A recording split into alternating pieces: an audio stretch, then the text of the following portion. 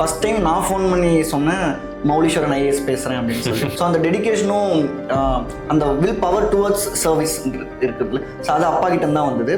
Okay, so Vaaranam Aayiram வைப்ஸில் king makers IAS academy PCM பேட்சில் classes with third prelims clear ஆனப்போ first mains first இன்டர்வியூலேயே clear ஆகி இப்போ ரேங்க் 410 எடுத்துருக்கேன். மௌலீஸ்வரன் அதுக்கு முக்கிய காரணம் கிங் மேகர்ஸ் ஐஏஎஸ் அகாடமி.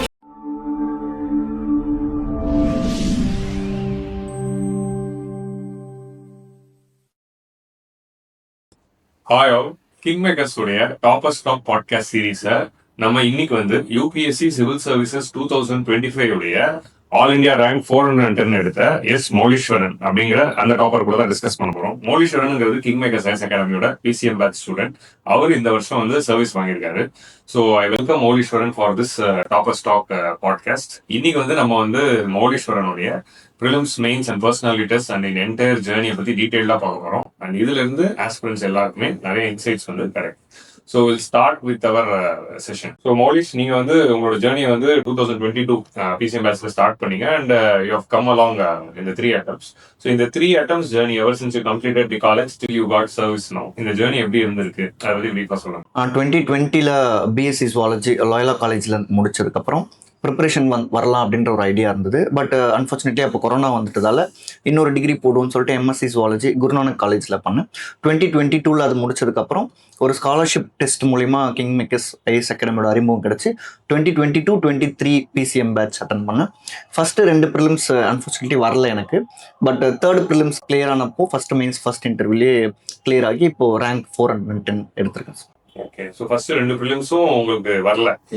அப்படி இப்போ ஃபர்ஸ்ட் ப்ரிலிம்ஸும் வரல, செகண்ட் ப்ரிலிம்ஸும் வரலங்கிற போது அது வந்து ஒரு பயங்கரமான ஒரு லோ வந்து கொடுத்துருக்கும். ஸோ அந்த மாதிரி டைம்ல what made you to continue? இந்த லோவையும் தாண்டி நான் அடுத்த அட்டம் கொடுக்கணுங்கிறது அந்த கண்டினியூஷன் கொடுத்த புஷ் ஃபேக்டர் என்ன? How did you cope it? So first family தான் அந்த புஷ் ஃபேக்டர் மெயினாக கொடுத்தது அம்மாவும் அப்பாவும் தான்.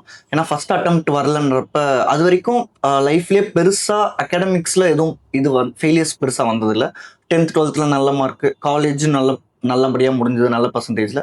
பட் ஃபஸ்ட்டு ப்ரிலிம்ஸ் வரலன்றப்ப ரொம்ப டல் ஆகிட்டேன் நான். ஸோ ஃபஸ்ட்டு வராதப்போ ஒரு 1 month வீட்டில் தான் இருந்தேன்.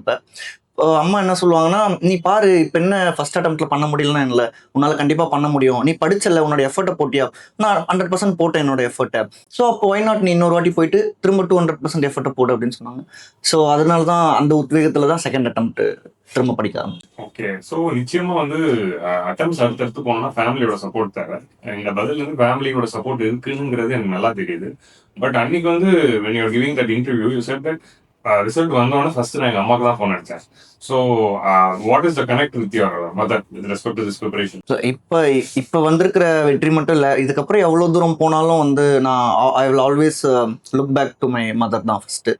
ஏன்னா சின்ன வயசில் பிறந்ததுலேருந்தே அவங்க வந்து அவங்களும் நிறைய இடத்துல சொல்லியிருக்காங்க that it is her dream that she wanted to become an IAS officer. என்ன பண்ணணும் அதெல்லாம் தெரியாது அந்த ப்ரொசீஜர்லாம். But she wanted to become an IAS officer because of her family conditionsனால அது பண்ண முடியாமல் போச்சு. ஸோ அவங்க ஃபஸ்ட்டு குழந்தை என்ன ஆணாக இருந்தாலும் பெண்ணாக இருந்தாலும் ஐஏஎஸ் ஆக்கணுன்றது. ஸோ நான் பிறந்ததுலேருந்து சின்ன வயசுலேருந்தே அது சொல்லிக்கிட்டே தான் இருப்பாங்க தட் மௌலீஸ்வரன் ஐஏஎஸ்னு. ரிசல்ட் வரதுக்கு முன்னாடி கூட ஃபோன் பண்ணும்போது ஒவ்வொரு தடவையும் சொல்லும் போது, சொல்லுங்க மௌலீஸ்வரன் ஐஏஎஸ் சாப்பிட்டாச்சா, என்ன பண்றீங்க அப்படின்னு தான் கேட்பாங்க, நார்மலா மௌலிங் சொல்றதுக்கு பதிலாக. ஸோ ஃபர்ஸ்ட் 25 years அவங்க அதை சொல்லிட்டு இருந்தாங்க. ஃபர்ஸ்ட் டைம் எனக்கு ஒரு சான்ஸ் கிடைச்சது தட் மௌலீஸ்வரன் ஐஏஎஸ்னு சொல்றது ரிசல்ட் வந்ததுக்கு அப்புறமா. ஸோ March 6th ரிசல்ட் வந்தப்ப ஃபர்ஸ்ட் டைம் நான் ஃபோன் பண்ணி சொன்னேன் மௌலீஸ்வரன் ஐஏஎஸ் பேசுறேன் அப்படின்னு சொல்லி. இது கேட்கறப்ப எனக்கு கூஸ் பம்ஸா இருக்கு. ஏன்னா இது வந்து என்ன தெரியுதா, அன்னைக்கு அம்மா ஒன்று சொன்னாங்க, நான் வந்து வயிற்றுல மௌலீஷ் இருக்கும் போதுல இருந்து அது கருவா இருக்கிறப்பவே வந்து நான் வந்து இது யாரா இருந்தாலும் ஐஏஎஸ் ஆக போறேன் அப்படிங்கறத அவங்க முடிவு பண்ணாங்க. ஸோ இதுல இருந்து எனக்கு என்ன தெரிஞ்சதுன்னா, we are talking a lot about manifestation, visualisation அப்படிங்கிற இந்த விஷயங்கள் பத்தி எல்லாம் நிறைய இப்போ நம்ம படிக்கிறப்போ, this is the power of manifestation and அந்த சப்கான்சியஸ் மைண்ட். நம்ம ஆகும் அப்படின்னு சொல்லி நம்ம சப்கான்சியஸ் ஊட்டிக்கிட்டே இருக்கிறப்போ நிச்சயமா automatically our activities also and our subconscious will drive to do that. So அதாவது பவர் ஆஃப் சப்கான்ஷியஸ் மைண்ட். அது நிச்சயமா அம்மா வந்து மேனிஃபெஸ்டேஷனை ரொம்ப பாசிட்டிவா வந்து யூஸ் பண்ணியிருக்காங்க. And this is how it should go and she will be very proud. I saw her how proud she was. And what is the role of father? நீங்க சொல்லியிருந்தீங்க ஃபாதர் தான் எனக்கு இன்னும் க்ளோஸ் அப்படின்னு. ஜென்ரலி ஸ்டீரியோடிபிக்கலா பார்த்தா பசங்களுக்கு அப்பாக்கு ஆகாது, பசங்களுக்கு அம்மாக்கு தான் இருக்கும். How you and your father are close? First எங்கள் அப்பா KM Srinivasan Tamil Nadu warehousing corporation Kanchipuram டிவிஷனோட ரீஜனல் மேனேஜராக இருக்கார் சார். ஸோ அப்பாவும் கவர்மெண்ட் சர்வீஸில் இருக்கிறதால ஃபேமிலியில் அந்த கவர்மெண்ட் டச் சின்ன வயசுல இருந்தே இருந்தது. பட் பப்ளிக் சர்வீஸ்ல இல்லை, but he was in cooperative sector. So அப்போ அவர் எப்படி நடந்துக்கிறாரு, வீட்டில் ஃபோன் 9 to 5 ஜாப் தான் அது. பட் இருந்தாலும் 10-11 வரைக்கும் வீட்டுக்கு வந்தோ ஒரு காலையும் அட்டன் பண்ணாமல் இருக்கவே மாட்டார். அவங்க ஆஃபீஸ் கொலீக்ஸ்ல இருந்தோ இல்லைனா ஒர்க்கர்ஸ் கிட்ட இருந்தோ, ஸோ லோயர் கொலீக்ஸ் கிட்ட இருந்துமே வந்து ஃபோன் எப்போ வந்தாலும் எடுத்து என்ன கொயரியா இருந்தாலுமே அதை கேட்டு வச்சுதான். எங்க அம்மா ஆக்சுவலாக திட்டிகிட்டே இருப்பாங்க, 5 o'clock கூட வேலை முடிஞ்சிருச்சுல உங்களுக்கு, இப்போ நீங்க வந்து வீட்டில் இருக்கீங்க, ஹஸ்பண்டா இருங்க, நீங்க எதுக்கு இப்போ வந்து மேனேஜரா இருக்கீங்க அப்படின்னு சொல்லிட்டு. ஸோ அந்த அளவுக்கு டெடிக்கேட்டடான ஒரு ஆளு.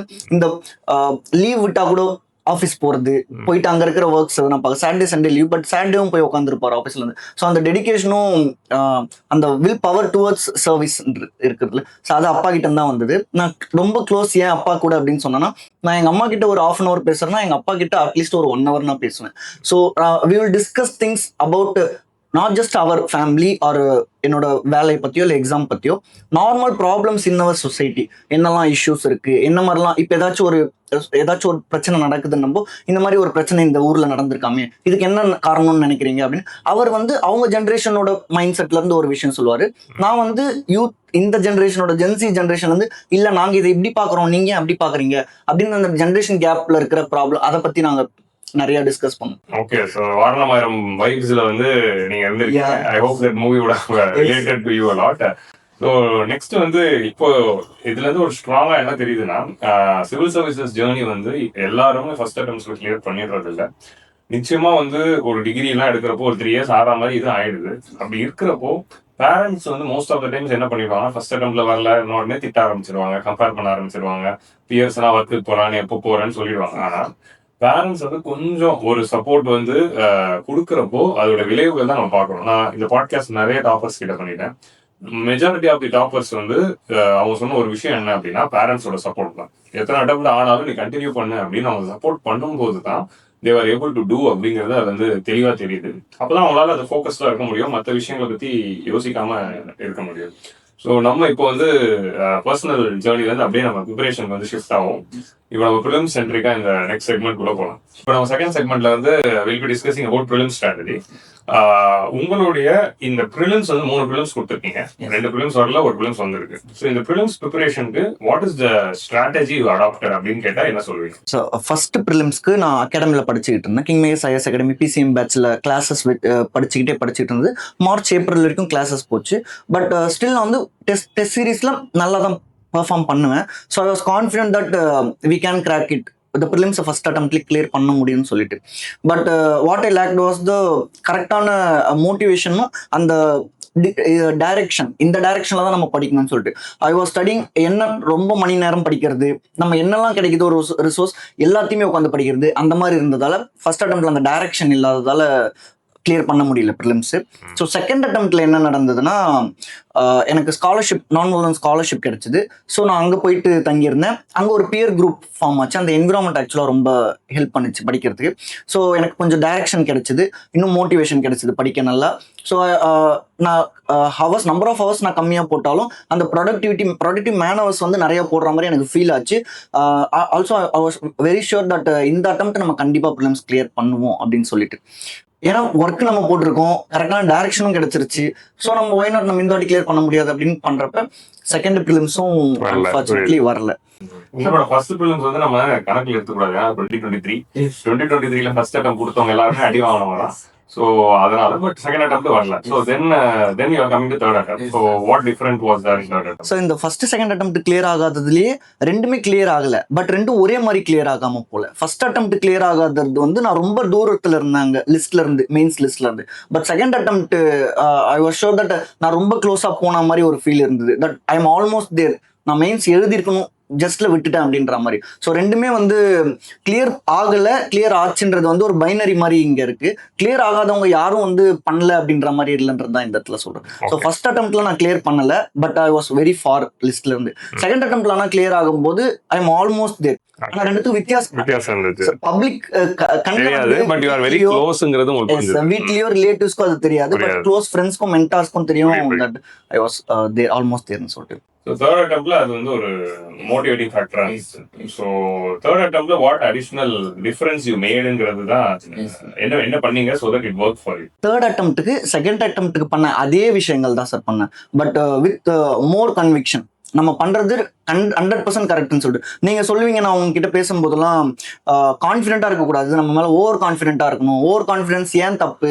இப்போ ஒரு 10 பேர் நம்ம மேல கான்ஃபிடன்ஸா இருக்காங்க அப்படின்னா நம்மளும் கான்ஃபிடென்ட்டா இருக்கும். யாருமே நம்ம மேல கான்ஃபிடென்ட்டா இல்ல, அப்ப அந்த 10 பேரோட கான்ஃபிடன்ஸ் எல்லாத்தையும் சேர்த்து நம்மளே நம்ம மேல 11 பேர் கான்ஃபிடன்ஸோட இருக்கணும். ஸோ ஓவர் கான்ஃபிடென்ட் ஆனாலும் பரவாயில்ல, ப்ரிப்பரேஷன் நம்ம பண்ணியிருக்கோம்னா கண்டிப்பா பொட்டன்ஷியல் இருக்கு, ப்ரிப்பரேஷன் பண்ணியிருக்கும் போது ஓவர் கான்ஃபிடென்ட்டா இருக்கணும். இந்த வாட்டி நீ நான் உங்க பிலிம்ஸ்க்கு முன்னாடி தேர்ட் பிலிம்ஸ்க்கு முன்னாடி போறது முன்னாடி நீங்க சொன்னது, நீ ஓவர் கான்ஃபிடென்ட்டா போ, தட் நீ மெயின்ஸ் எழுத தான் போற இந்த வாட்டி கண்டிப்பா. ப்ரிலிம்ஸ் ஜஸ்ட் ஒரு எக்ஸாம், அதுக்கு முன்னாடி நீ இந்த வாட்டி கண்டிப்பா மெயின்ஸ் எழுத போற நீங்க சொல்லி அமிச்சிங்க. ஸோ அந்த கான்ஃபிடன்ஸ் ஓவர் கான்ஃபிடன்ஸ்னு சொல்லலாம், இல்ல அது கான்ஃபிடன்ஸ்னு சொல்லலாம். அந்த கான்ஃபிடன்ஸ்னால தான் தேர்ட் அட்டெம்ப்ட் கிளியர் ஆச்சுன்றது ஒரு. Okay, exactly. இது ஒரு ரொம்ப முக்கியமான பாயிண்ட். எதனாலனா ப்ரிலிம்ஸ் கிளியர் பண்றதுக்கு ஒரு ஸ்ட்ராட்டஜி என்ன அப்படின்னு என்கிட்ட கேட்டீங்கன்னா, நான் வந்து லட்சுமிகாந்த் இந்த புக் படிங்கன்னா சொல்ல மாட்டேன், கான்ஃபிடன்ஸ் ஒரு வார்த்தை தான் சொல்லுவேன். ஏன்னா எனக்கும் வந்து 5 ப்ரிலிம்ஸ் கிளியர் ஆயிருக்கு, 3 ப்ரிலிம்ஸ் கிளியர் ஆகுது.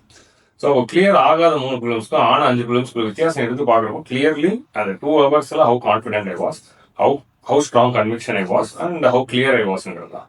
ஸோ அந்த 2 மணி நேரத்தை எப்படி நல்லா மேனேஜ் பண்ணங்கிறது தான் எல்லாமே முடிவு பண்ணுது. Rather then how much I studied, what I did the previous week, அது எல்லாமே இது செகண்டரி தான். So that is very important point. Sir அந்த ப்ரிலிம்ஸ்க்கு முன்னாடி 2024 ரிசல்ட்ஸ் ஏப்ரல் லாஸ்ட்ல வந்திருந்தது. ரிசல்ட்ஸ் டிக்ளேர் ஆனப்ப அப்போ ஒரு இன்சிடென்ட் நடந்தது.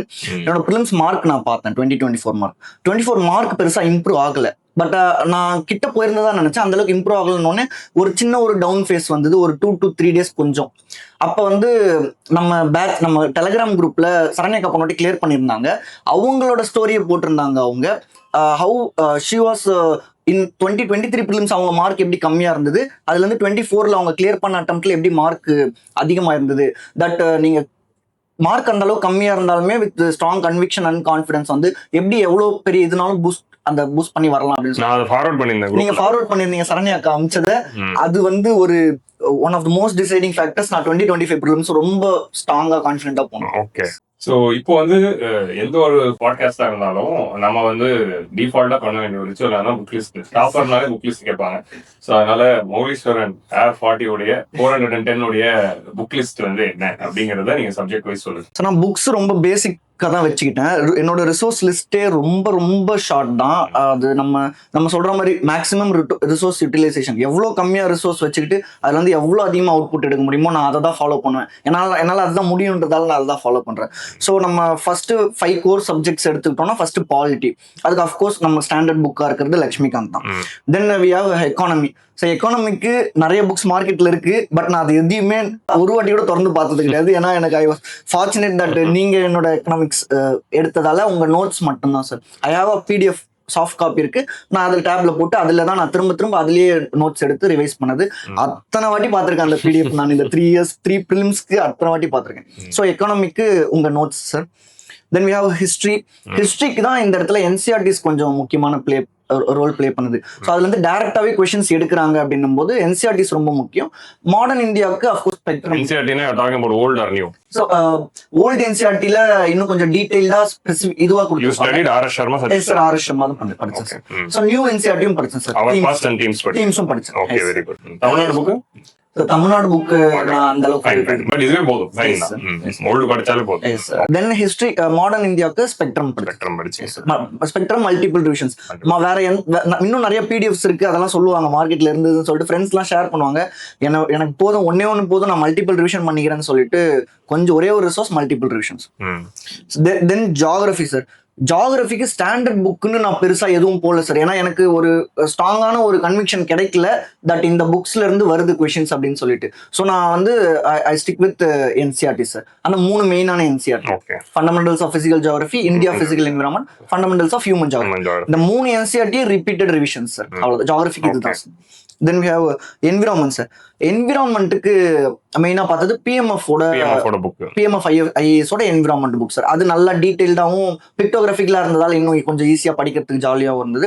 தென் மெயினாக வந்து யூடியூப் சார். இந்தியன் ஜியோகிராஃபிக்கும் சரி என்விரான்மெண்ட்டுக்கும் சரி. நம்ம என்விரான்மெண்ட்டுக்கு இந்த நேஷனல் பார்க்ஸ், சாங்சுரிஸ் இதெல்லாம் பார்க்கும்போது அவங்க யூடியூப்ல நிறைய டயக்ராமோட சின்ன பசங்களுக்கு காட்டுற மாதிரி காட்டுவாங்க. அப்புறம் ஜியோகிராஃபியும் ரிவர்ஸ், இந்தியன் ஜியோகிராஃபி மவுண்டெயின்ஸ், அதை பிளெயின்லாம் படிக்கும்போது அதுவும் அந்த ரிவர்ஸ் ஓடுற மாதிரிலாம் அந்த பிக்டோகிராஃபிக்லாம் காட்டுறது அது ரொம்ப ஸ்பெசிபிக் நேம்ஸ் எனக்கு தெரியல. பட் அமித்சன் குப்தா அது எக்ஸ்பிளேஷன் பார்த்திருக்கேன்னு நினைக்கிறேன் சார். பட் ஸ்பெசிஃபிக்கா தெரியல.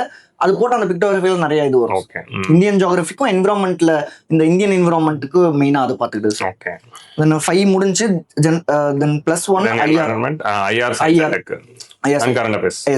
ஐஆருக்கு மெயினா பார்த்தது கரண்ட் அஃபேர் மேகசின்ஸ்ல இருக்கிற ஐஆரும், யூடியூப் சேனல்ஸ் ஐஆருக்கு நிறைய யூடியூப் சேனல்ஸ் இருக்கு. ஸோ அதுல இருந்து ஏதாச்சும் திஸ் இஷ்யூ எக்ஸ்பிளைன்ட் அப்படின்னு ஒரு வீடியோ போடுவாங்க சார். ஒரு 20 மினிட்ஸ்க்கு ஒரு கான்ஃபிளிக்டோ, ஒரு வாரோ இல்ல ஒரு ரீஜனோ பத்தின இது போடுவாங்க. ஏதாச்சும் ஒரு ஆர்கனைசேஷன் பத்தி அதை அப்படியே பாத்துக்கிறது. அந்த ஒரு அதுல இருந்து ஒரு கொஸ்டின் தான் வருது. அதுக்கு 20 மினிட்ஸ் செலவு பண்றது அப்படின்னா ஒரு 4-5 லேயர் உள்ள போயிருப்பாங்க அவங்க. அந்த 4-5 லேயர் நம்ம உள்ள போயிட்டோம்னா கொஸ்டின் கேட்க போறது செகண்ட் லேயர்ல தான். சோ அந்த கொஸ்டின் ஈஸியா டேக்கிள் பண்ற மாதிரி இருக்கும் சார். சோ அது ஏதாவது லைக் ஃபர்ஸ்ட் போஸ்ட் அந்த மாதிரி பால்கி சர்மா மேம் அந்த மாதிரி. இதுவுமே இந்த ஏகப்பட்ட எனக்கு டக்குன்னு அந்த நேம்ஸ் வரல. பட் இந்த இஷ்யூ பத்தி படிக்கணும் அப்படின்னு சொல்லிட்டு எக்ஸ்பிளைன்ட்னு சொல்லிட்டு டீடைல்டா வீடியோ யூடியூப்ல எது போட்டாலும் எக்ஸ்பிளைன் வந்துரும். எக்ஸ்பிளைன் போட்டா ஏகப்பட்ட videos. Current affair magazines plus YouTube ஐஆருக்கு.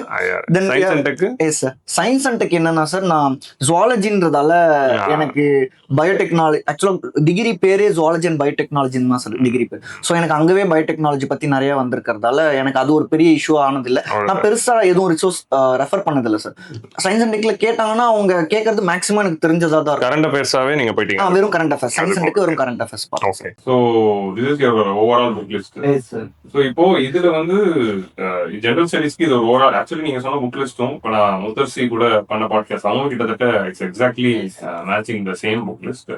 So இதுல ஒண்ணு நம்ம எக்கனாமி புக்கு நீங்க சொன்னது நோட்ஸ் சொன்னது இப்போ புக்கா வரப்போகுது. ஸோ அந்த நோட்ஸை தான் நான் அப்படியே வந்து அப்கிரேட் பண்ணி converted into text book. So coming soon. So in the markets. So next வந்து கரண்ட் அஃபேர்ஸ்க்கு என்ன ஸ்ட்ராட்டஜி வந்து ஃபாலோ பண்ணிருக்கேன் சார்? நான் இப்போ ஜிஎஸ்க்கு சொன்ன மாதிரி தான் சார். ரிசோர்ஸை ரொம்ப கம்மியாக வச்சுக்கிட்டு அதை மல்டிபிள் ரிவிஷன்ஸ் சொல்லிட்டு. ஸோ கரண்ட் அஃபேருக்கும் அதே இது சார். கரண்ட் அஃபேர் இப்போ இதில் 2 விதமாக ஸ்ட்ராட்டஜி ஃபாலோ பண்ணேன். ஒன்று கரண்ட் அஃபேர் மெட்டீரியல், ஏதாச்சும் ஒரு மார்க்கெட்ல இருக்கிற ஏதாச்சும் ஒரு major current affair material, it could be anything, அதை ஒன்று எடுத்துக்கிட்டு அதை மல்டிபிள் ரிவிஷன் சார். இப்போ அதுலேயுமே ஒரு 8-9 டாபிக்ஸ் இருக்கும். IR, science and tech, environment, அடுத்து செக்யூரிட்டி, எக்கானமி, பாலிட்டின்னு சொல்லிட்டு. நான் அதில் இன்னும் ஷார்ட் பண்ணலாம் அப்படின்னு சொல்லிட்டு அதான் சார் காம்ப்ளெக்ஸா இருக்கிறது எந்த அளவுக்கு சிம்பிளிஃபை பண்ண முடியும். என்னால முடியாது சார். இதெல்லாம் ஏன் பண்ணனா என்னால முடியாது. அது ஃபுல்லுத்தையும் படிச்சு நம்மளால ஞாபகம் வச்சுக்க முடியாது. எனக்கு ஃபர்ஸ்ட் என்னோட எவ்வளவு கெப்பாசிட்டின்னு சொல்லிட்டு தெரியும், பொட்டன்ஷியல். ஸோ அதுல ஒரு மந்த்லி மேகசின் எடுத்தா அதுல ஒரு 9-10 டாபிக்ஸ்க்கு ஒவ்வொன்றுக்கும் 20 பேஜஸ்னா அது ஒரு 150-200 பேஜஸ்.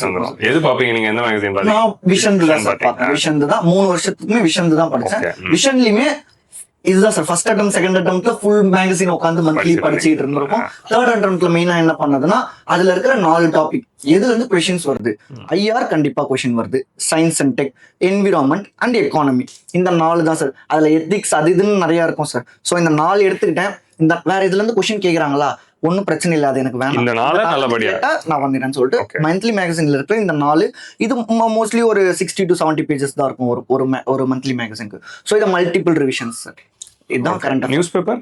நான் நியூஸ் பேப்பர் டெய்லி ரீட் பண்ணுவேன் sir. News paper of course daily read பண்ணி அதுல எழுதி வச்சிருப்பேன் சார். நியூஸ் பேப்பர்ல இருந்து தனியா நோட்ஸ் எடுத்தீங்களா? தனியா நோட்ஸ் அதுல இருந்து எடுக்கல சார். எனக்கு அந்த அளவுக்கு டைம் கிடைக்கல.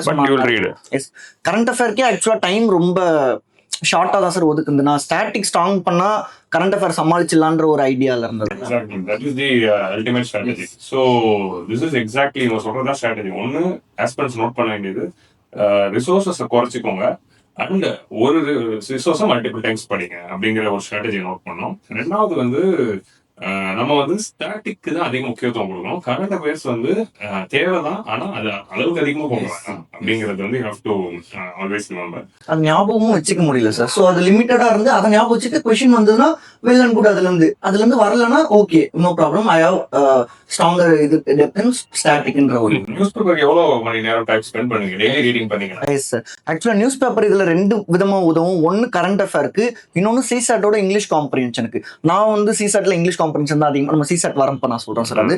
ஸோ நியூஸ் பேப்பர் அதுக்குன்றதால நான் நிறுத்தி நிதானமா பொறுமையா 1 or 2 1.5 hours ஆகுது ஃபுல்லா. ஓகே, எடிட்டோரியல்ஸ் காலம் படிக்கிறீங்க? எடிட்டோரியல்ஸ் காலம், கொஸ்டின், அப்புறம் ஹெட்லைன்ஸ், பொலிட்டிக்கல் நியூஸ் மட்டும் தவிர்த்துட்டு மிச்சம் என்னெல்லாம் இருக்கோ அதெல்லாம் பார்த்துப்பேன். The book list of Mouleeswaran. So எல்லாரும் ஆஸ்பிரன்ஸ் இந்த ஒரு போர்ஷனுக்கு தான் ஆர்வமா இருப்பாங்க. ஸோ கரண்ட் அஃபேர்ஸ் முடிச்சாச்சு சார். அதுல இன்னொரு சொல்லுங்க. கரண்ட் அஃபேர்ல first strategy current affair magazine, single magazine, அது மல்டிபிள் ரிவிஷன்ஸ். செகண்ட் ஸ்ட்ராட்டஜி முக்கியமா என்ன, இது இன்னும் ரொம்ப ஹெல்ப்ஃபுல்லா இருக்கும் சார். இன்னும் சிம்பிளா இருக்கும் பட் ஹெல்ப்ஃபுல்லா இருக்கும். நம்ம எல்லாருமே ஏதாச்சும் ஒரு டெஸ்ட் சீரிஸ் ஃபாலோ பண்ண, ஒரு அகாடமியோட டெஸ்ட் சீரிஸ். அந்த அகாடமியோட டெஸ்ட் சீரிஸ் வீக்லி கண்டிப்பா 75-25 GS question, 25 current affairs question of some month வரும். 20 அந்த மந்த் அது போட்டிருப்பாங்கல்ல சார். அது ஒரு 20 கொஸ்டின்ஸ் கேக்குறாங்க அப்படின்னா ஒரு 20 to 25 டெஸ்ட் வைக்கிறாங்கன்னும் போது ஒரு 500 கொஸ்டின்ஸ் வரும். அந்த 500 கொஸ்டின்ஸ் ஸ்ட்ரென்த் பண்ணிக்கலாம். எங்கேயோ கண்ணுக்கு தெரியாத ஒரு 5000 ஃபேக்ட்ஸ் பாக்குறதுக்கு பதிலா இந்த 500 கொஸ்டின்ஸ் ஸ்ட்ரென்தன் பண்ணி அதுல இருந்து 5 வந்ததுன்னா ரொம்ப This is a very important fact. இது ஆக்சுவலி எல்லா ஆஸ்பெக்ட்ஸும் நோட் பண்ணோம். மந்த்லி மேகசின் பார்க்கறப்பே லிமிட்டடா பார்க்க சொல்றீங்க. ஸோ சப்ஜெக்ட் ஸ்பெசிஃபிக்கா environment, IR, economy and science இது பார்க்குறீங்க. ரெண்டாவது வந்து ஏன் வந்து இவர் சொன்ன அந்த கொஸ்டின் பேப்பர் முத்தரசாவும் செட் த சேம். ஏன்னா ஒரு கொஸ்டின் பேப்பர் நம்ம பார்க்குறப்போ 75-25 வரும்போது அந்த 25க்கு ஏன் முக்கியத்துவம் தரணும்னா, எக்ஸாம் செட் பண்ணணும்னு நினைக்கிற மோஸ்ட் ஆஃப் த இன்ஸ்டியூட்ல ஒரு ஆஸ்பிரண்ட் தான் செட் பண்றாங்க, சீனியர் ஆஸ்பிரண்ட்ஸ். அவங்க வந்து they felt among all current affairs topics this topic is important for prelims ன்னு ஒரு பிக் பிரெயின் வந்து முடிவு பண்ணி அந்த 25 கொஸ்டின் நாங்கள் ஷார்ட் லிஸ்ட் பண்ணியிருக்காங்க. ஸோ அப்படி இருக்கிறப்போ ஒரு senior aspirant things that is the priority. So அப்போ அதை நம்ம ப்ரையாரிட்டைஸ் பண்ணும்போது it's relevant. It's very important point to highlight with respect to current affairs. So இப்போ கரண்ட் அஃபேர்ஸ்க்கு ஸ்ட்ராட்டஜி வந்து நம்ம பார்த்தோம். நெக்ஸ்ட் வந்து பிவைக்யூ இது நம்ம பார்ப்போம். So PYQ analysis and PYQ revision வந்து it plays a very important role. So what was your approach towards PYQ? நீங்க வந்து subject wise பாத்தீங்களா இல்ல வந்து இயர்லியா போனீங்களா? So how you handle it PYQ analysis? So first PYQக்கு பிவிக்யூக்கும் 2 விதமா சார். என்னோட இதுல நிறைய ஸ்ட்ராட்டஜி 2 விதமா தான் சார் போவோம். இப்போ பிவிக்யூக்கும் 2 விதமான ஸ்ட்ராட்டஜி சார். ஃபர்ஸ்ட் என்னன்னா subject wise, second yearly wise. ரெண்டுத்துக்கும் இம்பார்ட்டன்ஸ் இருக்கு, வேற இம்பார்ட்டன்ஸ். ஃபர்ஸ்ட் சப்ஜெக்ட் வைஸ் ஏன் தெரிஞ்சுக்கிறோம்னா எந்த ஏரியால இருந்து கேட்கறாங்க அதை ஸ்ட்ரென்தன் பண்ணலான்னு. திரும்ப நான் சொல்ற மாதிரி எந்த ஏரியால இருந்து கேட்கறாங்கன்னு தெரிஞ்சிச்சுன்னா இன்னும் பெருசா இருக்கிற ப்ரிப்பரேஷன் இன்னும் ஷார்ட் ஆயிட போகுது. ஸோ அந்த ஏரியாவை மட்டும் ஃபோக்கஸ் பண்ணி மல்டிபிள் டைம்ஸ் ரிவிஷன், திரும்ப ரிசோர்ஸ் கம்மியா மல்டிபிள் டைம்ஸ் ரிவிஷன். இப்போ நம்ம பாலிட்டியே பாக்குறோம், பாலிட்டில இருந்து லட்சுமிகாந்த்னு சொல்லிட்டு நம்ம ரிசோர்ஸ் பேசியாச்சு. பட் லட்சுமிகாந்த் ஃபுல்லா படிக்கணுமா அப்படின்னா கண்டிப்பா கிடையாது சார். பட் நம்ம படிப்போம். ஃபர்ஸ்ட் அட்டெம்ப்ட் அப்ப கொஞ்சம் அந்த அதை பத்தி தெரியாதப்ப படிப்போம். நானும் ஃபுல்லா படிச்சிருக்கேன். லட்சுமிகாந்த்ல பின்னாடி இருக்கிற காலம்லாம் படிச்சுட்டு இருந்தேன் சார். ஸோ பிஒய்க்யூ அனலைஸ் பண்ண ஆரம்பிச்சதுக்கு அப்புறம் சப்ஜெக்ட் வைஸ் அனலைஸ், இதுவும் ஃபர்ஸ்ட் அட்டெம்ப்ட்ல இயர்லியா பண்ணாம இருந்தது, அது ஒரு தப்பா இருந்தது. ஸோ தேர்ட் அட்டெம்ப்ட்ல ஃபுல் அண்ட் ஃபுல் இது பண்றப்ப ஸ்பெசிஃபிக்கா எந்த ஏரியால இருந்து கேட்கறாங்கன்னு தெரிஞ்சுக்கிட்டு அதை ஒரு 4 to 5 டைம்ஸ் படிக்கிறது. மற்ற விஷயங்களும் ஒரு 1 டைம். ஒரு வேளை கேட்டாங்கன்னா இப்போ இந்த வருஷம் கேட்டாங்கன்னா அது அடுத்த வருஷம் பிஒய்க்யூ ஆடல சார். ஸோ அதனால ஒரு வேளை கேட்டாங்கன்னா இப்போ ஜஸ்ட் ஒரு வாட்டி ஒரு கிளான்ஸ் பார்த்துக்கிறது. ஸோ அதுக்கு சப்ஜெக்ட் வைஸ் பிஒய்க்யூ ஹெல்ப் பண்ணுச்சு. அதுக்கு மெயினா ஹெல்ப் பண்ணது என்னன்னா நான் முதல்வன்ல இருந்து ஆகி நான் முதல்வனோட விஷன் மிஷன் இது ஒரு சப்ஜெக்டும் எடுத்திருந்தீங்க. எக்கனாமிக் நீங்க எடுத்திருந்தீங்க, பாலிட்டி, ஜியோகிராஃபி, எக்கனாமி ஒருத்தர் எடுத்திருந்தாங்க. ஸோ அது ஒரு வீடியோ விடாம 2 டைம் எல்லாத்தையுமே 2 வாட்டி சார். ஒரு சப்ஜெக்ட் டெஸ்ட் நடக்கிறப்ப ஒரு வாட்டி, பிலிம்ஸ்க்கு முன்னாடி ஃபைனல் ரிவிஷன் பண்ணும்போது ஒரு வாட்டி. ஸோ அது எல்லா வீடியோவுமே எவ்வளவு டைமா இருந்தாலும் சரி 1xலயோ 1.5xலயோ போட்டு எல்லாமே 2 டைம்ஸ் பார்த்தது ரொம்ப ஹெல்ப்ஃபுல்லா இருந்தது சார் சப்ஜெக்ட் ரிவிஷன். அந்த வீடியோஸ்ல வெறும் பிவைக்கு மட்டும் அனலைஸ் பண்ணாம அது சம்பந்தமான டாபிக்ஸ் டிஸ்கஸ் பண்றதெல்லாம் ஒரு ரிவிஷன் மாதிரி இருந்தது. சோ அது ஒண்ணு மெயினா இருந்து. இது வந்து சப்ஜெக்ட் வைஸ் சார். நெக்ஸ்ட் என்னன்னா செகண்ட் இது 5 years இயர் வைஸ் சார். நான் என்ன பண்ணா 25 அட்டெம்ப்ட் கொடுக்கும்போது 2019ல இருந்து 2024 வரைக்கும் இயர் வைஸ் நம்ம சப்ஜெக்ட் வைஸ் பார்த்துட்டோம். தென் இயர் வைஸ் அந்த 2019ல 100 கொஸ்டின்ஸ் எப்படி கேட்டிருக்காங்க அதை வச்சுதான் அந்த வருஷத்தோட பேப்பர் நம்ம அனலைஸ் பண்ண முடியல சார். ஸோ அந்த மாதிரி எடுத்து நான் 2 hours டைம் போட்டு சால்வ் பண்ணி அதுக்கப்புறம் ஆன்சர் கீ பார்த்து எதை வந்து நம்ம கெஸ்ட்ல போட்டிருக்கோம், எது வந்து நமக்கு 100% ஷோர் ஷார்ட்டா தெரிஞ்சது. பாலிட்டியில 20 கொஸ்டின்ஸ் கேட்டிருக்காங்க, அதுல 15 ஷோர் ஷார்ட்டா தெரியுது, மிச்சம் 5 ஏன் நம்ம கெஸ் பண்ற மாதிரி இருக்கு. பாலிட்டினா நம்ம படிச்சிருக்கணும்னு சொல்லிட்டு ஸோ அகைன் அந்த ஏரியாவுக்கு போய் ஒர்க் பண்றது. இந்த மாதிரி கெஸ் ஒர்க்னால அங்க அந்த கொஸ்டின் நம்பர் பக்கத்துல எழுதிடும் சார். 100 கொஸ்டின்ஸும் 2 ஹவர்ஸ்ல போட்டுட்டு இது கெஸ் ஒர்க்னால போட்டிருக்கோம். கரெக்டா இருந்ததுன்னா அந்த கெஸ் குட் கெஸ், தப்பா இருந்ததுன்னா பேட் கெஸ் அப்படின்னு போட்டுட்டு அது ஏன் பேட் கெஸ் பண்ணும், அதை இப்போ இப்படி கெஸ் பண்ணிருக்கலாமே, இப்போ அதே மாதிரி ஒரு கொஸ்டின் இந்த டைம் வந்தா நம்ம எப்படி கெஸ் பண்ணுவோம் அப்படின்னு சொல்லிட்டு இந்த அனாலிசிஸ் பண்றதுக்கு இயர் வைஸ் ஒரு 100 கொஸ்டின்ஸ் மொத்தமா எடுத்துட்டு இயர் வைஸ் நீங்க பிரிண்ட் போட்டு ஸ்பைரல் பண்ணி எக்ஸாக்ட்லி திஸ் இஸ் ஓகே. காமனா வந்து பாத்தீங்கன்னா எனி டாப்பர் ஸ்டாக் நம்ம பார்த்தா இதான் எல்லாரும் சொல்றாங்க. சோ என்ன விஷயம்னா எல்லா டாப்பர்ஸும் ஒரே விஷயம் தான் சொல்றாங்க. அதை நம்ம பண்றோமா இல்லையாங்கிறதுலதான் வந்து பாதி விஷயம் இருக்கு. பண்றவங்க டாப்பர் ஆகிறாங்க. ஸோ அவ்வளவுதான் வந்து அது எஃபெக்டிவா பண்ணணும். ஸோ இவர் சொல்றதுல இருந்து என்னன்னா ஒன்று மிஷனோட வீடியோ மிஷன் 1000 மிஷன் 100ன்னு சூப்பரா டிசைன் பண்ணி ஒன்று கொடுத்தாங்க. அதுல ஸ்பெசிஃபிக்கா எங்களுக்கு சொன்ன இன்ஸ்ட்ரக்ஷனே அதுதான். You have to teach PYQs and you also discuss the important areas. So அது ஒன்று. ரெண்டாவது வந்து இயர் வைஸா சால்வ் பண்றாங்க. ஹார்ட் காப்பி எடுத்து பிரிண்ட் எடுத்து பேப்பர் மாதிரி பென்ல சால்வ் கொஸ்டின் பேப்பர் மாதிரி ஹார்ட் காப்பில இயர் வைஸ் பிரிண்ட் போட்டு ஸ்பைரல் போட்டு படிங்க. அதுல நீங்க சால்வ் பண்ணும்போது திரும்ப போர் அடிக்கிறப்பெல்லாம் எடுத்து பாக்குறப்போ யூ கேன் மார்க் இவர் கெஸ் பண்ணி சைட்ல எழுதி வச்சிருக்காரு, அந்த ஏரியா போய் பார்த்துருக்கீங்க. That is exact way. So பொதுவாக வந்து இந்த PYQ அனாலிசிஸ்ல இப்போ மார்க்கெட் ட்ரெண்ட்ல ஒன்று போயிட்டு இருக்கிறது என்னன்னா இந்த வீடியோ இந்த ட்ரிக்ஸ் எல்லாம் ஃபாலோ பண்ணா 120 வரும், 130 வரும் அப்படிங்கிற இந்த இது வந்து கரண்ட் ஜெனரேஷனுக்கு போயிட்டு இருக்கு. So have you seen those videos and have you tried those ட்ரிக்ஸா? அதை எப்படி அப்ரோச் பண்ணி? நான் ஃபர்ஸ்ட் 2 அட்டெம்ப்ட்க்கு அந்த ட்ரிக்ஸ் எல்லாம் பார்த்தேன் சார். அந்த 2 அட்டெம்ப்ட் வரல. சோ 3rd அட்டெம்ப்ட்க்கு ஒரு வீடியோவும் அந்த மாதிரி பார்க்கல. But fortunately 3rd so coincidence நான் சொல்ல ஜஸ்ட் இல்ல அந்த ட்ரிக்ஸ் யூஸ் பண்ணீங்களா? whether it is working, it is giving dividends. இன்னும் சார் நான் பெருசா ஒர்க் எனக்கு ஒர்க் ஆகல சார். பெருசா ஒர்க் ஆகிருக்கலாம், சில பேருக்கு ஒர்க் ஆகலாம், என்னோட ஃப்ரெண்ட்ஸுமே யூஸ் பண்ணுவாங்க, ஒர்க் ஆகிருக்கு. பட் பர்சனலி எனக்கு அதுல பெருசா ஒப்பீனியன் இல்லை. Okay fine. இதுல நான் என்ன இது ஏன் இந்த கேள்வி வந்து நான் கேட்கறேன் அப்படின்னா, நான் எல்லா அச்சீவர்ஸ் கிட்டயும் இது கேட்பேன். எதனால கேட்கறேன்னா இந்த ஆஸ்பிரன்ஸ் வந்து always going behind the short cuts. So note ஒரு NCERT எடுத்து வச்சுக்கிட்டு லட்சுமிகாந்த் எடுத்து வச்சுக்கிட்டு ஸ்டாட்டிக்கை ஸ்ட்ராங் பண்ணி சப்ஜெக்டை கத்துக்கிறது அப்படிங்கறத ஃபோக்கஸ்ல விட்டுட்டு ட்ரிக்ஸ் ஏதாவது வச்சு 130 எடுத்துடலாமே அப்படிங்கிற இதுக்குள்ள போறப்போ tricks won't work without knowledge. அதுதான் வந்து எல்லா ஆஸ்பிரன்ஸும் ஞாபகம் வச்சுக்கணும். நம்ம படிச்சிருக்கணும், ஸ்டாட்டிக்ல ஸ்ட்ராங்கா இருக்கணும், அந்த தெரிஞ்சதெல்லாம் போட்டுட்டு வேற வழியை நான் சொல்லுவேன் 11-15 அப்புறமா தான் நீங்க ட்ரிக்ஸ் பக்கமே போகணும். 11:15 வரைக்கும் சொந்த மூலையை வச்சு தான் பதில் பண்ணணும். 11:15 அப்புறமா தான் அந்த லாஸ்ட் 15 மினிட்ஸ் 20 மினிட்ஸ் தான் நீங்க ட்ரிக்ஸுக்கு போகணும். அண்ட் ட்ரிக்ஸை நம்பி நம்ம ஃபுல் பிலிம்ஸ் போகக்கூடாதுன்றதான் I use to discuss. But this is the idea. அந்த 70 மார்க்ஸ் தொடர்றதுக்கு நமக்கு ஸ்டாட்டிக்ஸ் இருக்கணும். அடுத்து ஒரு 10 மார்க்ஸ் வரதுக்கு கரண்ட் அஃபேர் கொஞ்சம் படிச்சிருக்கணும். அடுத்த 10 மார்க் மேபி 90 தொடர்றதுக்கு ட்ரிக்ஸ் பையன் புஷ்டா எல்லாம் டெக்னாலஜின்னு சொல்ற மாதிரி கரெக்டா வந்து வாட் எவர் இவர் சொன்னாரு அதை அப்டேட் இட்டோ அதை அப்படியே ஃபாலோ பண்ணுங்க. That is reality. So tricks comes at last. So அதை வந்து ஞாபகம் வச்சுக்கணும். எங்க ஃபெயில் ஆகுதுன்னா ஃபர்ஸ்ட் கொஸ்டின்ல இருந்து ட்ரிக் போட ஆரம்பிச்சிருக்காங்க. அதுதான் இப்போ work. So this is with respect to PYQ. What was your approach with respect to test series? So நீங்க வந்து இந்த வீக்லி டெஸ்ட் சீரிஸை 3 அட்டெம்ப்ட்லயும் எப்படி கையாண்டீங்க? அது எந்த அளவுக்கு எஃபெக்டிவா இருந்துச்சு, இல்லை வாட் ஒர்க் ஃபார் யூ அப்படிங்கிறதையும் டிஸ்கஸ் பண்ணுங்க. ஸோ ஃபர்ஸ்ட் டெஸ்ட் அட்டன் பண்றது. டெஸ்ட் அட்டன் பண்ண வேண்டியது எவ்வளோ முக்கியம்னா, எனக்கு வீக்லி டெஸ்ட் நான் அட்டன் பண்ணலன்னா என்னோட ப்ரிப்பரேஷனே ரன் ஆகாத மாதிரி ஒரு ஃபீலிங் வந்து எனக்கு இருக்கும் சார். ஸோ அது எவ்ரி டெஸ்ட் நம்ம படிச்சிருக்கேன், படிக்கல, ஒரு டெஸ்ட்டுக்கு நல்லா படிச்சுட்டு போவோம், ஒரு டெஸ்ட்டுக்கு அப்படியெல்லாம் படிக்காமலாம் போய் எழுதியிருக்கேன், மார்க் கம்மியெல்லாம் வந்திருக்கு.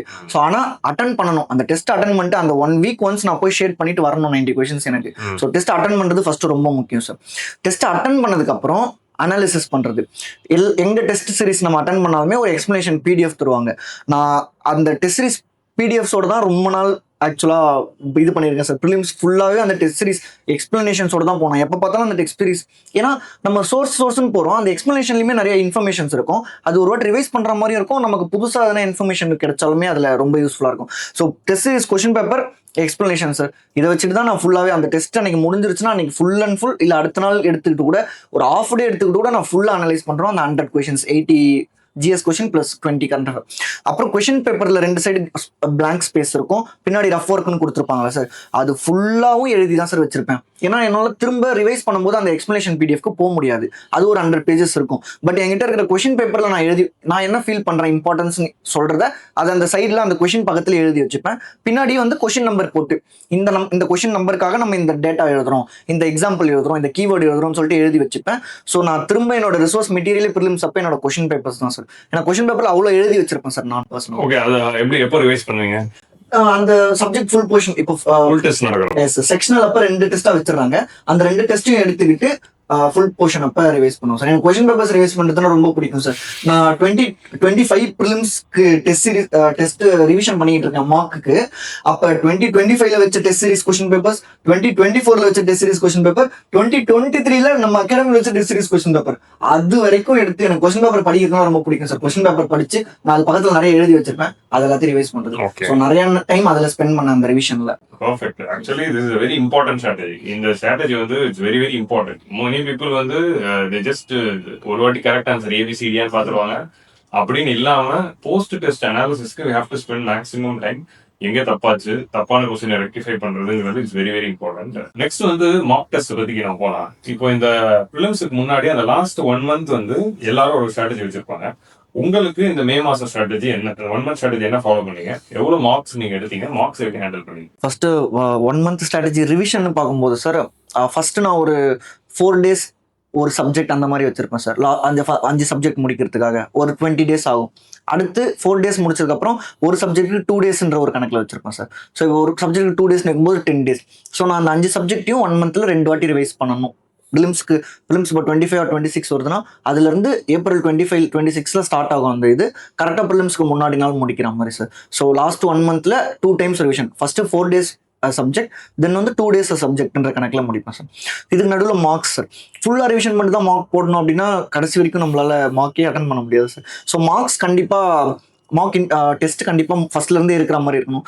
நான் ஃபர்ஸ்ட் 2 அட்டம்ப்ட்டுக்கு என்ன பண்ணனா சார், அந்த அளவுக்கு மார்க்ஸ் போட்ட மாதிரி தெரியல சார். ரொம்ப கம்மியான நம்பர்ஸ்ல மார்க்ஸ், ஒரு 3 to 4 மார்க்ஸ் தான் அட்டன் பண்ண மாதிரி இருந்தது. மொத்தமாகவே அட்டன் பண்ணதாங்க. இந்த வாட்டி அதை டபுள் பண்ணி 8 to 10 மார்க்ஸ் அட்டன் பண்ணியிருந்தேன் சார். அந்த மார்க்லேயும் எப்படின்னா 8 to 10 மார்க்ஸ் வந்து ஹார்ட் காப்பியாக போயிட்டு ஓஎம்ஆரில் ஷேர் பண்ணுற மாதிரி 8 to 10 மார்க்ஸ். அதுக்கு முன்னாடி நான் ஃபெப்லேருந்து இந்த வாட்டி புதுசாக என்ன பண்ணேன் சார், போன ப்ரிலிம்ஸ்க்கு ஃபெப்லேருந்து ஆன்லைனில் மார்க்ஸ் இருக்கும் சார். ரேண்டமாக அது அகாடமி, பெரிய அகாடமியாக இருக்கலாம், சின்ன அகாடமியாக இருக்கலாம், ரேண்டம் ஃப்ரீ மார்க் டெஸ்ட் இருக்கும்ல சார். சும்மா என்ரோல் பண்ணி ஒரு மதிய டைமில் நமக்கு தூக்கம் வர மாதிரி இருக்கிறப்ப, இல்லை வந்து டக்குன்னு உட்காந்த உடனே படிக்க முடியாது. ஸோ டக்குன்னு ஒரு டைமரை போட்டு அந்த மார்க்ஸ் அட்டன் பண்ணுறேன் சார். அந்த மார்க்ஸ்லேருந்து என்ன எடுத்துக்கிட்டேன்னா 100 கொஷின்ஸ் இருக்கும். கண்டிப்பாக நிறைய கொஷின்ஸ் தெரியாது. அதில் ஒரு தெரியாத ஒரு 30-40 கொஷின்ஸில் நம்மளை ஸ்ட்ரைக் பண்ணுற மாதிரி ஏதாச்சும் டேட்டாவோ ஒரு புது கான்செப்டோ, எக்கனாமியில் ஒரு புது கான்செப்டாக இருக்கலாம், பாலிட்டியில் நமக்கு தெரியாத ஒரு ப்ரொவிஷனாக இருக்கலாம், அந்த மாதிரி ஏதாச்சும் ஹை கேட்சிங்காக இருந்ததுன்னா அது ஒரு 8 to 10 பாயிண்ட்ஸ் மட்டும் எழுதி வச்சுப்பேன் சார். ஸோ அந்த மாதிரி ஒரு டெஸ்ட் அட்டன் பண்ணா 8 to 10 பாயிண்ட்ஸ். ஏன் வெறும் 8 to 10 பாயிண்ட்ஸ்னா அவ்வளோதான் என்னால் ஞாபகம் வச்சுக்க முடியும் சார். அதுலேருந்து அந்த மாதிரி ஒரு 4-5 டெஸ்ட் வீக்லி ஒன்ஸ் ஒரு டெஸ்ட் போட்டுக்கிட்டு இருந்தேன். ஃபெப்ல இருந்து மெயினான மார்க் எப்போ ஆரம்பிச்சதுன்னா லாஸ்ட் 1 monthல ஒரு 8 to 10 மார்க்ஸ் நேராக போயிட்டு உட்காந்து அது ஒன்று சார். மெயினாக நம்ம உட்காந்து நம்ம டேப்ல போடுறதோ இல்லைனா வந்து கம்ப்யூட்டரில் போடுறதோ அந்த அளவுக்கு யூஸ்ஃபுல்லாக இருக்கும். எனக்கு பர்சனலாக யூஸ்ஃபுல்லாக இருந்தது இல்லை சார். நான் அப்படி அட்டன் பண்ணலாம், நேராக போயிட்டு மார்க் அட்டன் பண்ணுறது தான். It could be anywhere. So நான் நேராக போயிட்டு கிளாஸ் ரூமில் உட்காந்து குரூப் ஆஃப் ஸ்டூடெண்ட்ஸோட உட்காந்து எழுதணும் சார். ஓகே, எனக்கு அப்படியே இது கேட்கறப்ப தேஜா ஊவா தான் இருக்கு. ஏன்னா இப்பதான் முத்தரசி இதே தான் சொல்லிட்டு போனேன். அதாவது என்னன்னா திரும்ப உங்க பதில் எல்லாத்துக்கும் சொல்றேன். ஏன்னா பேக் டு பேக் ஷூட் பண்றதுனால. ஸோ மார்க் வந்து என்னைக்குமே நம்ம ஆஃப்லைன்ல போயிட்டு எங்கேயாவது உட்காந்து எடுக்கணும். அண்ட் அதுக்கு ஓஎம்ஆர்ல மார்க் பண்ணி எடுக்கணும். 2 hours டைமர் வச்சு எடுக்கணும். It's very very important. And marks நிறைய எடுத்து அதுலதான் அந்த 2 hours ஸ்ட்ராட்டஜி வந்து நம்ம ஃபைன் டியூன் பண்ணணும். இப்போ அடுத்த ஆஸ்பிரன்ஸ் ஃபேஸ் பண்ற ஒரு மிகப்பெரிய இஷ்யூ என்ன அப்படின்னா, இந்த செக்ஷனல் டெஸ்டா இருக்கணும், ஃபைனல் மார்க் இருக்கணும். இதுலலாம் வந்து மார்க் வந்து 60 மார்க் தான் வரும், 50 மார்க் தான் வரும். எனக்கு அந்த 90 வரல, 100 வரல. அதனாலேயே டிமோட்டிவேட் ஆகிட்டு கான்ஃபிடன்ஸ் எல்லாம் இழந்து அவங்க வந்து ப்ரிலிம்ஸ் முன்னாடி ரொம்ப லோ ஆயிடுறாங்க. ஸோ உங்களுக்கு மார்க் எப்படி வந்தது? மார்க் லோவா வரும்போது how did you cope with that? So மெயினாக ஃபர்ஸ்ட் இதில் தெரிஞ்சுக்க வேண்டியது மார்க் டெஸ்ட்டும் யூபிஎஸ்சி ப்ரிலிம்ஸும் ஒண்ணு கிடையாது. ரெண்டும் அதை ஃபர்ஸ்ட் ஈக்குவேட் பண்ணி பாக்குறது. ரெண்டும் ஒரே போர்ஷனா இருந்தாலும் ஒரே கொஸ்டின்ஸ் எடுத்தாலும் டோட்டலா அது ரெண்டும் வேற வேற. இதுல மார்க் வந்துருச்சுன்னா அதுல மார்க் வந்துரும், இதுல மார்க் வரலன்னா அதுல மார்க் வரலன்னு இல்லவே இல்லை சார். நிறைய எனக்கும் பர்சனல் எக்ஸ்பீரியன்ஸ் இருக்கு. நான் நிறைய ஃப்ரெண்ட்ஸையும் பார்த்திருக்கேன். லாஸ்ட் மார்க் வரைக்கும் மார்க் நினைச்ச அளவுக்கு இல்லைனாலுமே ப்ரிலிம்ஸ் ஃபாரஸ்ட் கட் ஆஃபோட கிளியர் பண்றது எல்லாமும் நான் அந்த ஸ்டோரிஸும் நான் பார்த்துருக்கேன். ஸோ ஃபர்ஸ்ட் ஈக்குவேட் பண்ணக்கூடாது, ரெண்டும் ஒன்று தான். இதுல வர marks and performance is equal to our knowledge and confidence first இது பண்ணக்கூடாது. நான் ஃபர்ஸ்ட் சொன்ன மாதிரி தேர்ட் ப்ரிலிம்ஸ் வந்ததுக்கான மெயினான காரணமே கான்ஃபிடன்ஸ் தான் சார் எனக்கு. ஸ்ட்ராட்டஜில பெரிய டிஃபரன்ஸ் இல்லை, பட் முக்கியமான கான்ஃபிடன்ஸ்னால அந்த கான்ஃபிடன்ஸ் பிரேக் ஆகாத அளவுக்கு பார்த்துக்கணும். நீங்களும் சரி, நான் பேசின நிறைய பேர் சொன்னது ப்ரிலிம்ஸ் கிளியர் பண்ணவங்க, போன வாட்டி மெயின்ஸ் கொடுத்தவங்கலாம், நீ அந்த மார்க்கை வந்து ஒரு இதுவா எடுத்துக்காத. மார்க்கோட மெயினான அப்ஜெக்டிவே என்னன்னா அந்த எக்ஸாம் ஹாலோட ஒரு ஸ்டிமுலேஷன் இருக்கணும் முன்னாடியே, எக்ஸாம் போறதுக்கு முன்னாடி. தென் ஒரு ப்ராக்டிஸ் மாதிரி நமக்கு அதுல எதனாச்சும் வந்ததுன்னா, கொஸ்டின்ஸ் வந்ததுன்னா அதை எடுத்துக்கிற மாதிரி. ஸோ நான் மார்க் அந்த மாதிரி தான் சார் பார்த்தேன். மார்க் ஒரு ப்ராக்டிஸ் எனக்கு. அதுல எனக்கு ஏதாச்சும் புதுசா கான்செப்ட்ஸ் ஏதாச்சும் வந்ததுன்னா அது எனக்கு வேணும்னா மட்டும் தான் சார் நான் எடுத்து பார்க்குறேன். ரெலவெண்ட்னு ஃபீல் பண்ணா மட்டும்தான் நான் எடுத்துப்பேன். எக்ஸ்ட்ராவா இருக்குன்னா எக்ஸ்ட்ரா லக்கேஜ் எதையுமே நான் வந்து கேரி பண்ணவே மாட்டேன் சார் முக்கியமா. Exactly, I reiterate it. இவர் சொன்னதுல நம்ம நோட் பண்ண வேண்டிய விஷயம் and most important thing for aspirants என்ன அப்படின்னா, marks are not at all important in test series. நம்ம ஒரு இன்ஸ்டியூட் டெஸ்ட் போடும்போது இந்தியாவில் இருக்கிற, I can assure you, I am also working in institute தான். எந்த இன்ஸ்டியூட்டாலையும் யூபிஎஸ்சி மாதிரி ஒரு கொஸ்டின் பேப்பர் எடுக்க முடியாது. And no institute can make a question paper similar to UPSC. So அப்படி இருக்கிறப்போ மார்க்குங்கிறது ப்ராக்டிஸ்க்காக தான். இது வந்து கிரிக்கெட்ல ஆடுறவங்களுக்கு நெட் ப்ராக்டிஸ் மாதிரி தான் நமக்கு இந்த மார்க்குங்கிறது. நெட் ப்ராக்டிஸ் வந்து மேட்ச் கிடையாது. இப்போ சஞ்சு சாம்சன் ஃபைனல் அடிக்கிறாருல, அதுதான் வந்து மேட்ச். ஆனா அது மேட்ச்ல நல்லா ஆடணும்னா நம்ம நெட் ப்ராக்டிஸ் எடுத்துருக்கணும். நெட் ப்ராக்டிஸ் மேட்ச் எப்படி கிடையாதோ அதே மாதிரி தான் இன்ஸ்டியூட்ஸ் கொடுக்குற டெஸ்ட் சீரிஸ் வந்து யூபிஎஸ்சி கிடையாது. ஸோ அதோடைய மார்க் வரல, மார்க் கம்மியாயிடுச்சு அப்படின்னு நினைச்சிட்டு டிமோட்டிவேட் ஆஸ்பிரன்ஸ் ஆகாம அது எதுக்காக யூஸ் பண்றோம், அது கரெக்டா பயன்படுத்திக்கிட்டோமா, ஒழுங்கா கெஸ் பண்ணோமா, 2 hours பிளான் பண்ணோமா அப்படிங்கறது வந்து மட்டும் நம்ம ஃபோக்கஸ் பண்ணோம். புது ஏரியாவா தான் படிச்சுக்கிட்டோம். ஸோ உங்களோட இந்த 2 hours ஸ்ட்ராட்டஜி என்ன? 9:30 to 11:30 நீங்க எப்படி ஹேண்டில் பண்ணி? மார்க் டெஸ்ட்லயும் இல்ல ப்ராக்டிஸ் டெஸ்ட்லயும் பண்ற அதே தான் நமக்கு ஃபர்ஸ்ட் அங்க வரும். ஸோ நம்ம என்ன அங்க பண்ணணும்னு நினைக்கிறோமோ இங்க ஆல்ரெடி பண்ணிடணும். நான் என்ன பண்ணுவேன்னா சார், நான் கொஞ்சம் இங்கிலீஷ் கொஞ்சம் ஸ்பீடா ரீட் பண்ணுவன்றதால ஃபர்ஸ்ட் ரவுண்டு கொஞ்சம் சீக்கிரமாவே முடிச்சிருவேன் சார். ஒரு 1 hourக்குள்ளேயே ஃபர்ஸ்ட் ரவுண்டு முடிச்சுட்டு அடுத்து ஒரு 40 minutesல ஒரு செகண்ட் ரவுண்ட், அடுத்து ஒரு 20 minutesல ஒரு தேர்ட் ரவுண்ட், 3 rounds தான் மேக்ஸிமம் நான் போவேன். ஃபர்ஸ்ட் ரவுண்ட்லேயே கொஸ்டின்ஸ் நிறைய அட்டன் பண்ணிடுவேன். எனக்கு எங்க sir Balu Mahindra sir, personal mentor என்னோட, அவர் என்ன சொன்னது, நான் ப்ரிலிம்ஸ்க்கு முன்னாடி ஃபர்ஸ்ட் ப்ரிலிம்ஸ்க்கு முன்னாடி, நீ ஒரு கொஸ்டின் அட்டன் பண்ணணும்னு நினைக்கிறேன், பட் அட்டன் பண்ணல, செகண்ட் ரவுண்டுக்கு போடுறேன். அதுக்கான காரணம் என்னவா இருக்கணும்னா, அந்த டைம்ல உன்னால ரீகால் பண்ண முடியல.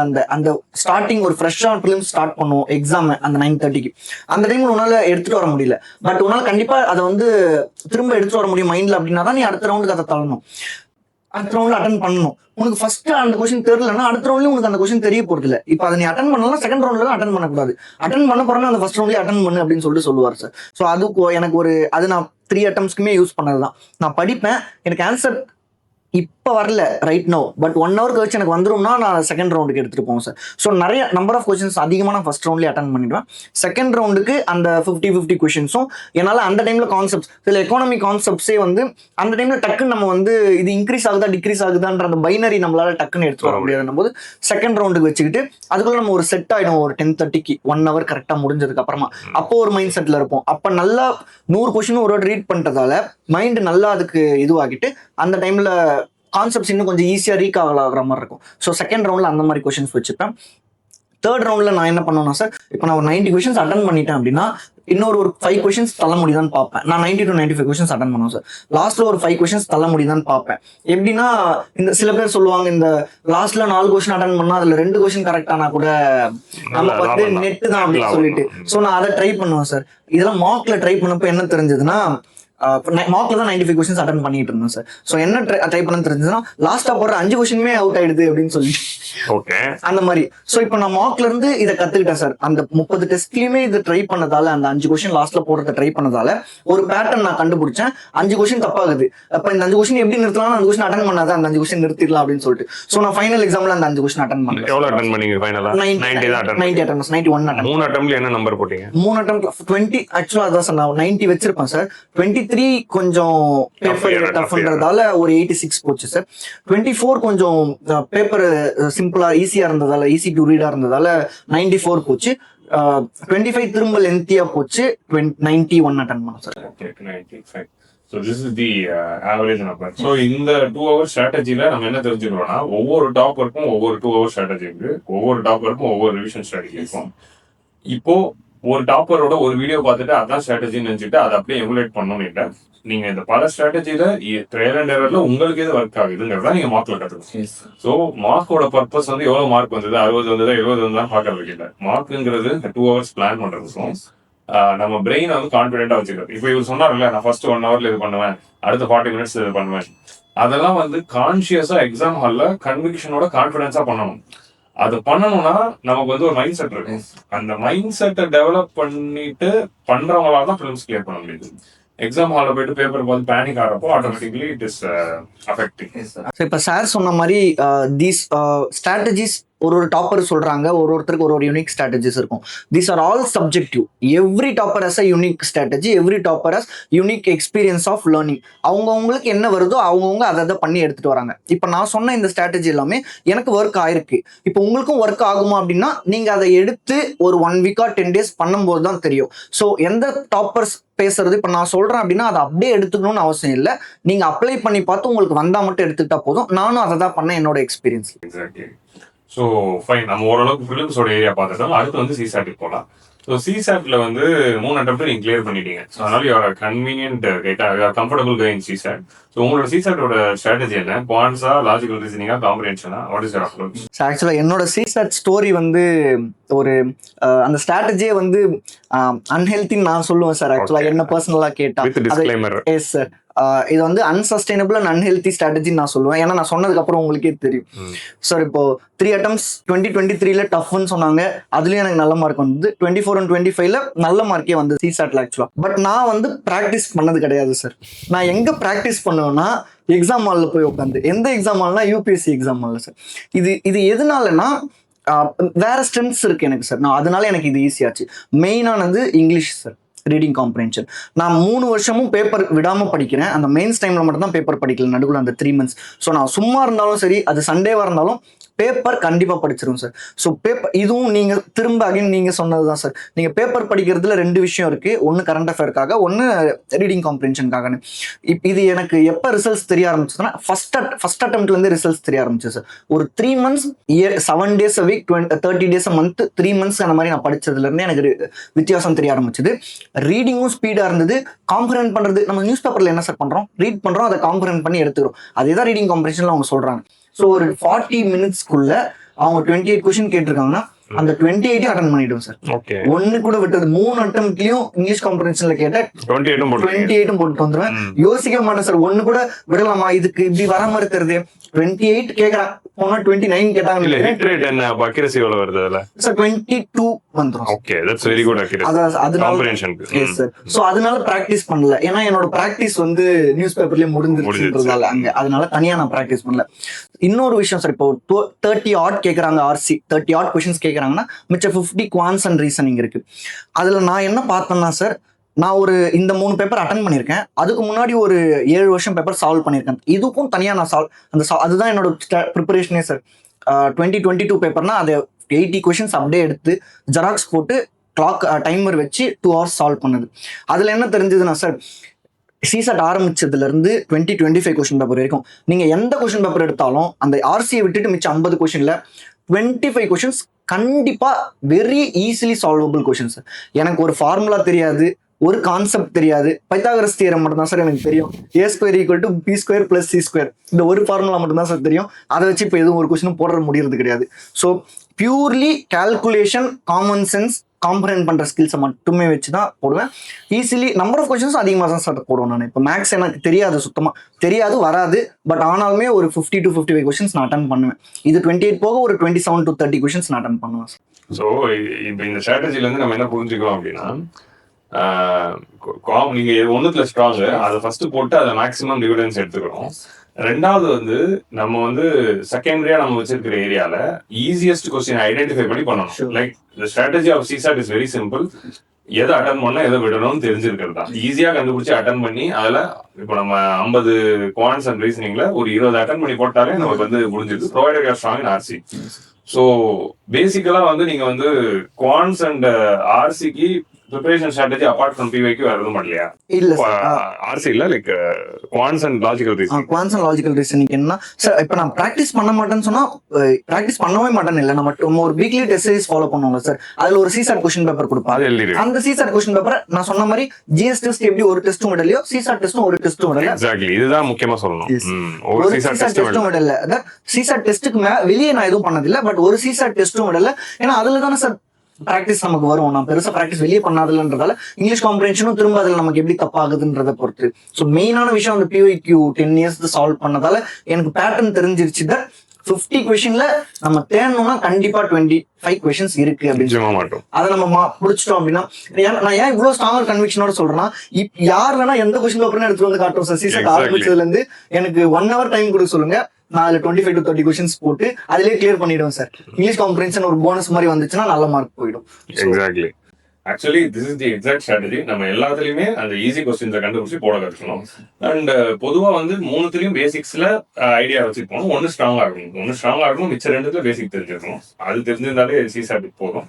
ஸோ சிசாட் நீங்க வந்து டெஸ்ட் வந்து அவாய்ட் பண்ணாம போடணும். So that is very important. இது அவர் சொல்றாரு. அந்த ஈஸியா ஐடென்டிஃபை 50ல 25 லைனா கேட்டாங்கன்னா எல்லாருமே ஈஸியா போட்டு முடிச்சிருவாங்க சார். அந்த 50ல லைன் ஆஃப் 10 கூட தெரியாது, தெரியாதது இருக்கும் சார். 11ல இருந்து 15 வரைக்கும் தெரிஞ்ச கொஸ்டின்ஸ் இருக்கலாம். இல்லைன்னா லைன் ஆஃப் 15 வந்துட்டு லாஸ்ட் 25ல கூட வச்சிருக்கலாம் சார். ஸோ நான் என்ன பண்ணுவேன்னா, எனக்கு இது ஏன் வந்ததுன்னா அந்த பிவைக்யூ சால்வ் பண்ணும்போது கண்டிப்பா உள்ள இருக்குன்னு தெரிஞ்சிருச்சு. ஸோ நான் இப்போ ஒரு கொஸ்டின் பேப்பர் எடுக்கிறேன், இப்போ 2025 ப்ரிலிம்ஸ் அட்டென்ட் பண்றேன், ஃபர்ஸ்ட் 4 கொஸ்டின்ஸ் எனக்கு தெரியாத கான்செப்ட்ஸ்ல இருந்து வருது அப்படின்னா நான் ரொம்ப ஷூரா இருப்பேன் தட் 25 கொஸ்டின்ஸ் உள்ள இருக்கு கண்டிப்பா. ஓகே, அது வரும் அப்படின்னு சொல்லிட்டு இந்த 4 கொஸ்டின் தெரியல.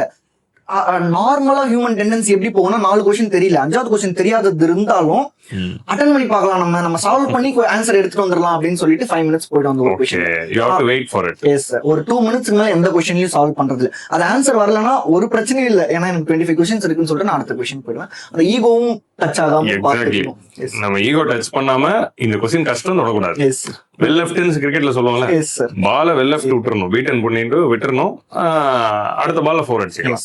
அப்படிங்கறத நம்ம வந்து 2026 ப்ரிலிம்ஸ் எழுத போறவங்களுக்கு சொல்றது, கண்டிப்பா 50 குவான்ஸ்ல 25 கொஸ்டின்ஸ் கண்டிப்பா இருக்கு.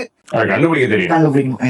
அது எப்படி கண்டுபிடிக்கணும்ங்கிறத நான் சொல்றேன். எப்படி கண்டுபிடிக்க முடியும்னா, நீங்க 4 டெஸ்ட் எழுதி ட்ரையல் அண்ட் எரர்ல தான் கண்டுபிடிக்க முடியும். It will come only with the practice. So நீங்க வந்து அது சிசாட் டெஸ்ட் வந்து ஒவ்வொரு வாரமும் எழுதுறப்போ அதை வந்து எஃப்ட் ஆகிடுது. ஸோ இதான் வந்து ஓவராலா ப்ரிலிம்ஸ்க்காக டிஸ்கஸ் பண்ணோம். அண்ட் ஃபைனலா ப்ரிலிம்ஸ்ல வந்து நீங்க இந்த புக்ல இருந்து நோட்ஸ் எடுத்தீங்களா? ப்ரிலிம்ஸ்க்காக தனியா நோட்ஸ் எடுத்தீங்களா? புக்லயே அண்டர்லைன் பண்ற கேட்டீங்க. நான் நிறைய புக்லயே அண்டர்லைன் பண்ணி ஹைலைட் பண்ணி பக்கத்துல எழுதி வச்சுக்கிறது. கிளாஸ் பிசி அட்டெண்ட் பண்ணதால கிளாஸ் நோட்ஸ் இருந்தது சார். அந்த கிளாஸ் நோட்ஸ்லயும் ஒரு கிளாஸ் நோட்ஸ் ஒரு கலர்ல எழுதியிருந்தா வேல்யூ ஆட் பண்றதுக்காக வேற ஒரு கலர்ல நிறைய கன்சல்ட்ஸ் நிறைய நோட்ஸ் எழுதி வச்சிருக்கோம் சார். சோ அதுக்குன்னு பிரிலிம்ஸ்க்கா தனியா நோட்ஸ் எடுக்கல, பாலிட்டிக்கு, ஹிஸ்டரிக்கு, ஜியோகிராஃபிக்கு கிளாஸ் நோட்ஸ் இருந்தது. அது இல்லாம புக்லயும் நிறைய எழுதி வச்சிருப்பேன். அகைன் மெயினான திரும்ப क्वेश्चन பேப்பர்ல தான் நிறைய, அதுல क्वेश्चन பேப்பர் தான் நீங்க சொன்னீங்க நோட்ஸ் நிறைய வச்சிருக்கீங்க. Everyone finds their own strategy and you have found your own strategy. That's a very good thing. So with this almost we have come to the end of this prelim segment. I hope in the prelim segment of Mauritius வந்து உங்க எல்லாருக்குமே யூஸ்ஃபுல்லா இருக்கும் நான் நம்புறேன். So இதோட வந்து நம்ம பார்ட் 1 ஆஃப் தி வீடியோ வந்து எண்ட் பண்றோம். ஸோ நம்ம பார்ட் 2 ஆஃப் தி வீடியோல மௌலீஸ்வரனுடைய மெயின் ஸ்ட்ராட்டஜியும் அவரோட ஆந்த்ரோபாலஜி ஆப்ஷனல் ஸ்ட்ராட்டஜி பத்தி டீடைலா பார்க்கலாம். Thank you Moulish for joining. Thank you sir. Thank you. We'll meet in the next video. Thank you.